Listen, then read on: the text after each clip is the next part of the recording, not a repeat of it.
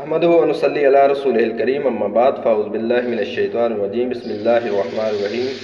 دوستو، آج کے اس چھوٹے سے ویڈیو کے اندر میں آپ کے سامنے حدیث رسول صلی اللہ علیہ وسلم میں سے ایک اور بہترین مسلمان کے بارے میں تھوڑی سی نشاندہی کروں گا رسول اللہ صلی اللہ علیہ وسلم کے حدیث کے ذریعے۔ حضرت عائشہ رضی اللہ تعالی عنہا اس حدیث کی راویہ ہیں اور حدیث صحیح ترمذی کتاب المناقب کے اندر موجود ہے۔ حضرت عائشہ فرماتی ہیں کہ رسول اللہ صلی اللہ علیہ وسلم نے فرمایا، خیرکم خیرکم لأہلہ وانا خیرکم لأہلی۔ تم میں سے بہترین مسلمان وہ ہے جو اپنے گھر والوں کے لیے بہترین ہے، یعنی جو اپنے گھر والوں کے لیے بہتر ہے وہی بہترین مسلمان ہے۔ وَأَنَا خَيْرُكُمْ لِأَهْلِي، اور میں تم میں سب سے زیادہ اپنے گھر والوں کے لیے بہتر ہوں۔ مثلاً سلیس لفظوں کے اندر اس حدیث کا مطلب اور مفہوم یہ بنتا ہے میرے بھائیوں کہ جس بھی مسلمان کے اس کے اپنے گھر والے، یعنی اس کے بیوی، اس کے بچے، بہن، بھائی، سارے اس بندے کے اخلاق سے مطمئن ہیں تو سمجھ لیجئے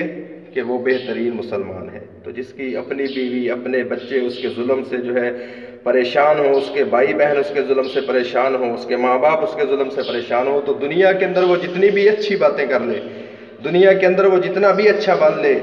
لیکن اسلام کی نظر کے اندر اور اصل صحیح معنوں کے اندر وہ بہترین مسلمان نہیں ہے۔ تو بہترین مسلمان بننے کے لیے، بہتر مسلمان بننے کے لیے، اچھا مسلمان بننے کے لیے، اچھی صفات والا ہونے کے لیے ضروری ہے کہ بندہ اپنے گھر والوں کے ساتھ اس نے اخلاق سے پیش آئے، اپنے بیوی بچوں، اپنے بہن بھائیوں، اپنے ماں باپ، اپنے جو ہے رشتہ داروں کے ساتھ اس نے سلوک کرے، تو پھر ہم بہترین مسلمان بن سکتے ہیں۔ اللہ رب العالمین سے دعا ہے جو کچھ میں نے بیان کیا ہے، آپ نے سنا ہے، ہم سب کو اس کے اوپر عمل کرنے کی توفیق عطا فرمائے۔ وما توفیق